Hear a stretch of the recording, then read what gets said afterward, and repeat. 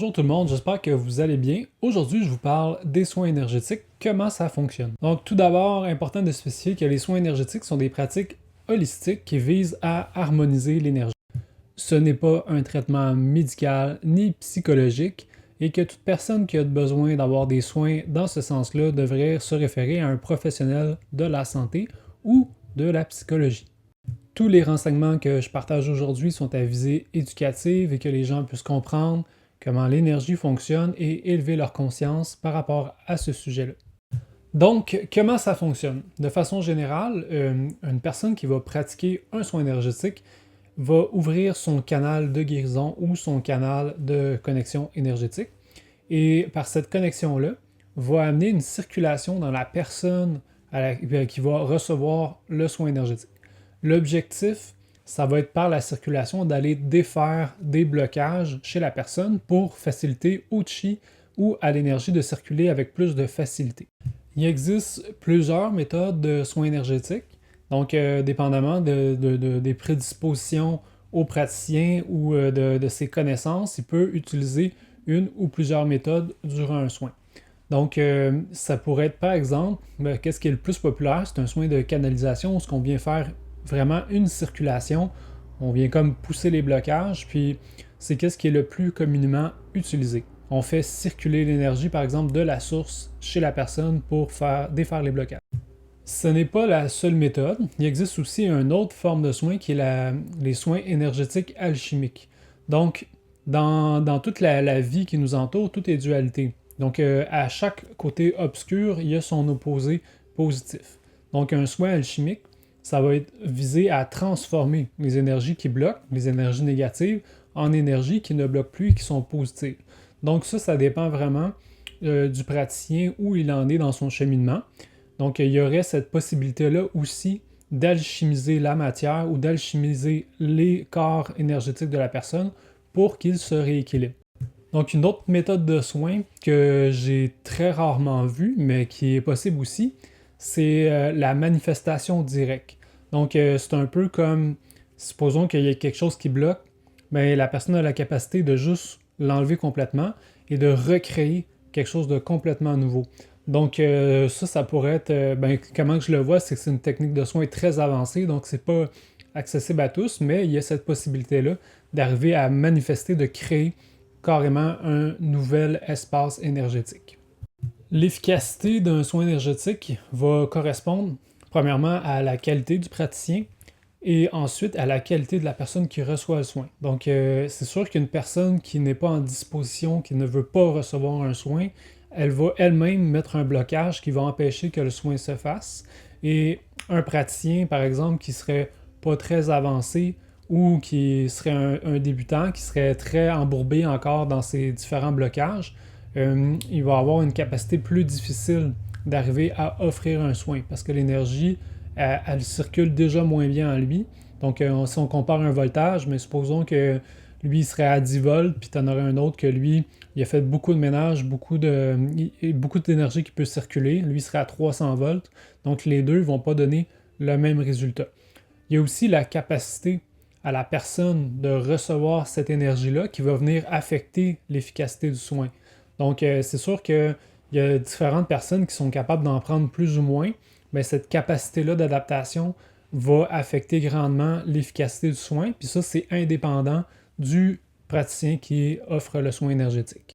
Le dernier élément, c'est le stade d'évolution des deux personnes qui vont être, par exemple, un praticien qui veut offrir un soin, puis l'autre qui veut recevoir un soin. Mais le niveau d'évolution d'âme de chacun va affecter si c'est possible de recevoir un soin ou non. Par exemple, une âme qui serait très évoluée, très avancée, puis qu'elle-même, il y a un gros potentiel de guérison, ne pourrait pas recevoir un soin énergétique par une personne qui est moins avancée qu'elle. Parce que qu'est-ce qui va se passer? C'est qu'étant donné que la personne qui veut recevoir un soin, son canal il est tellement beaucoup plus ouvert, elle est déjà beaucoup plus avancée, qu'au final, dans le transfert d'énergie, c'est la personne qui va donner le soin qui va finir par en recevoir un finalement. Donc ça aussi, ça peut affecter l'efficacité d'un soin. On pourrait se rendre compte que finalement, on s'en va se faire donner un soin, mais on en donne un à la personne qui est en train de nous en offrir un. Est-ce que l'expérience du praticien va justifier sa qualité? Ça, c'est la question la plus dure. La réponse, c'est non.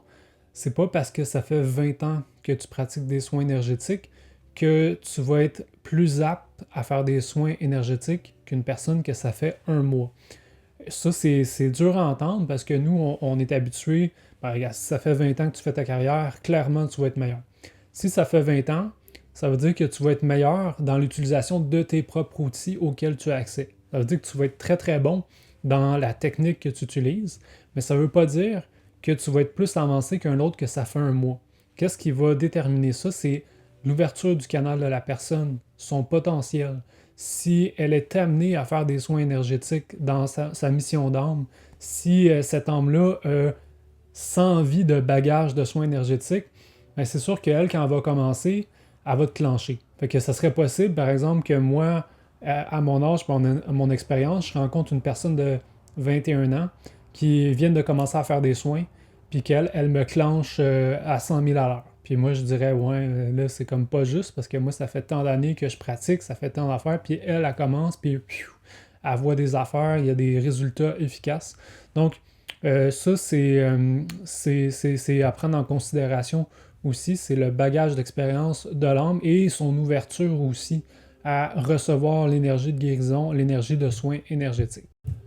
Dans un soin énergétique, dépendamment du bagage du praticien, de son expérience et des ouvertures qu'il a créées, il pourrait avoir accès à créer des déblocages énergétiques avec des vies passées. Dans certains cas, on peut aussi, durant un soin énergétique, travailler le futur d'une personne. C'est un peu plus rare, mais quand on embarque dans les univers quantiques, de passer dans le passé, dans le futur, on peut le faire. C'est sûr que, naturellement, pour se rendre là, il faut que le praticien ait débloqué ces accès-là, qu'il y a une pratique qui favorise, en fait, puis qui permet ce travail-là. Mais c'est possible de le faire, on peut l'expérimenter, puis quand on reçoit un soin comme ça, on va se rendre compte dans le futur qu'on a travaillé aussi le futur. Je dis ça, c'est drôle, mais c'est parce que des fois, tu fais le soin, puis là, on est rendu, la personne a vit par exemple une épreuve comme de séparation. Fait que là, elle comprend pas, elle n'a pas d'intention de se séparer, elle est pas là-dedans pantoute, ça va bien sa vie. Mais là, on sent des gros sanglots, ça sort de nulle part. Et finalement, c'est qu'on est en train de travailler le futur parce que il y a un divorce qui s'en vient dans 2 ans, 3 ans, on sait pas. Puis l'énergie est en train de travailler pour que quand cette épreuve-là survient, les traumatismes qui ont été faits sont déjà nettoyés, donc ça passe beaucoup plus vite. Donc, ce qui fait que la personne elle va sauver 1-3 mois ben peut-être plus, là, ça dépend sa capacité de résilience, mais elle va sauver beaucoup, beaucoup de cette souffrance-là, mais elle travaille maintenant. Donc, il y a cette possibilité-là aussi dans les soins énergétiques. C'est sûr que là, on tombe un peu dans les trucs plus flyés, mais il y a des praticiens qui ont cette capacité-là de le faire. Est-ce que c'est le praticien qui fait le soin? Pour répondre à cette question-là correctement, il faudrait définir qu'est-ce que vous voulez dire par le praticien. C'est qui le praticien? Donc, le praticien, la personne, l'identité, ce n'est pas elle qui fait le soin. Donc, par exemple, moi, Samuel, qui vous ferait un soin, c'est pas Samuel qui vous fait un soin. C'est l'énergie. L'énergie, on pourrait l'appeler l'énergie de Dieu, l'énergie de la source, peu importe. C'est cette énergie-là qui fait le soin. Parce que moi, dans mon identité limitée, j'ai pas la capacité de transformer quelque chose chez une autre personne. Parce que je suis dans mon être confiné, je suis dans mes mains, tu sais. Mes mains, ils passent pas à travers le corps. Fait que quand même que je voudrais, mes mains, ils sont pas capables de passer à travers le corps puis d'aller travailler un organe. Donc, l'énergie qui va circuler n'est pas l'identité de la personne. Donc, c'est vraiment le praticien, il témoigne de l'énergie qui travaille dans une personne. La seule chose que le praticien fait, c'est se mettre en réceptivité, en ouverture pour permettre à ce que l'énergie puisse travailler. Puis après ça, ben lui, il témoigne de cette chance-là que la personne a de travailler une guérison ou un travail énergétique. Un praticien en soins énergétiques pourrait forcer un soin, forcer les portes. Par contre, on tomberait dans quelque chose qui est moins souhaitable. Parce que si on doit forcer une porte, ça veut dire que la personne n'est pas prête ou elle ne veut pas. Donc, il y a comme un respect qui ne s'est pas respecté. Donc, on a obligé une personne à travailler quelque chose qu'elle ne voulait pas. Moi, je conseille toute personne qui reçoit ou qui donne un soin de ne pas entrer dans ça. Premièrement, c'est que si on essaie de s'approprier la pratique, qu'on essaie de décider que c'est nous qui est tout puissant puis que cette capacité-là, oui, on est tout puissant, mais c'est de tomber de ramener l'ego dans ce pouvoir-là. Ça, c'est un danger. Puis c'est qu'on vient s'épuiser vraiment beaucoup. Donc, les personnes qui disent moi, je suis ci, je fais ça, je prends la personne et là, je la nettoie au complet. Euh, c'est l'énergie qui travaille, c'est pas toi. Toi tu ouvres les portes à ce que l'énergie puisse passer. Donc, c'est le cadeau que tu offres à l'énergie, c'est le cadeau que tu offres à la personne, c'est d'être réceptif, d'être dans bonne disposition. Mais si toi, tu prends le soin, que tu le contrôles, puis que tu prends possession, tu vas trouver ça très épuisant. La personne, elle va pas trouver ça super agréable. Donc, de façon générale, si vous rencontrez une personne comme ça, ben rapidement, vous allez vous en rendre compte et vous allez probablement pas vouloir y retourner. Et la personne qui va pratiquer le soin va être complètement drainée. Elle va être pas, en fait, elle va finir le soin, elle va être complètement brûlée.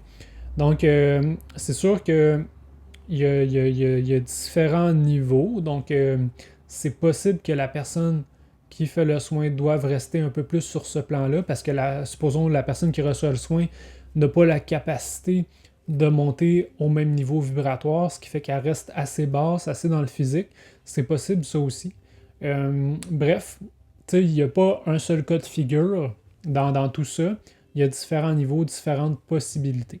Qu'est-ce qu'on peut observer après un soin énergétique? Ben, plusieurs choses.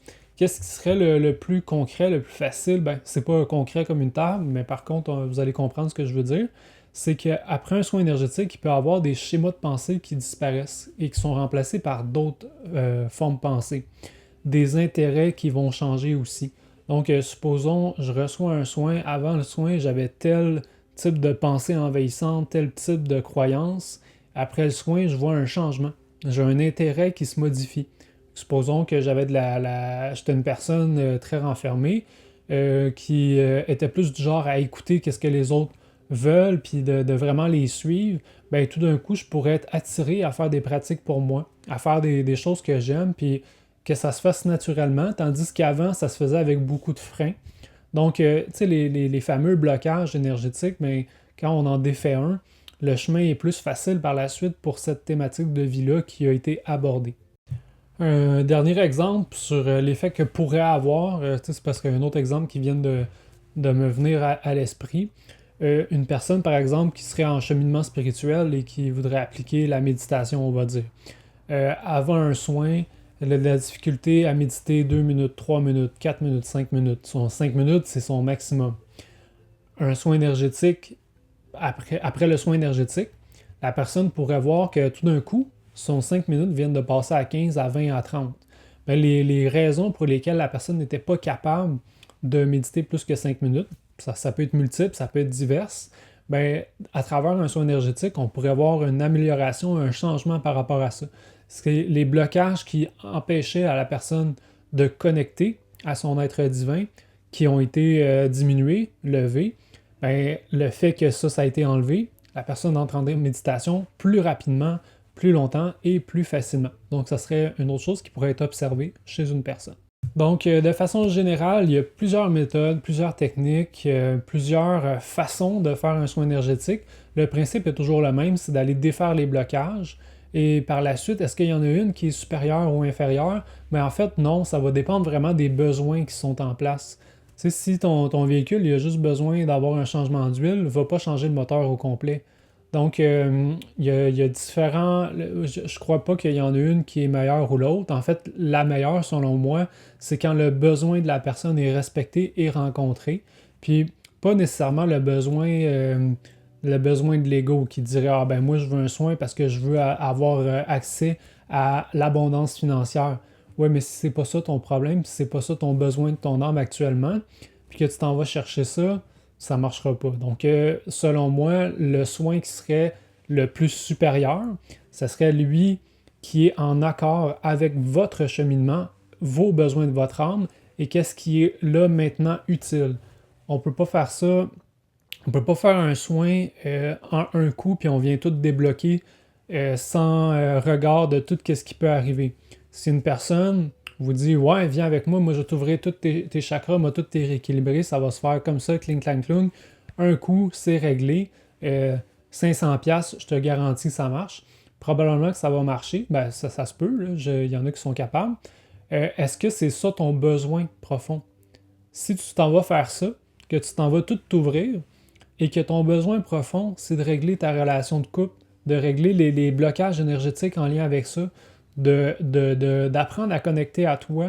Si c'est ça ton besoin, puis que tu t'en vas prendre un soin comme ça, tu vas pas apprécier le soin, ça va plus te désorienter que d'autres choses. Donc, selon moi, c'est pas parce que tu es capable de faire ça d'un seul coup, c'est un praticien qui serait capable de le faire, c'est pas parce que tu as cette capacité-là que ton soin va être supérieur à un autre. Tout dépend du besoin réel de la personne. Quand un praticien est capable de comprendre ça et qu'il l'applique dans sa pratique, selon moi, c'est là qu'il est vraiment en service divin parce que il n'est plus dans son ego, il est vraiment, son but, c'est seulement d'utiliser son canal au service de l'autre et non au service de son propre ego qui dit qu'il est super fort.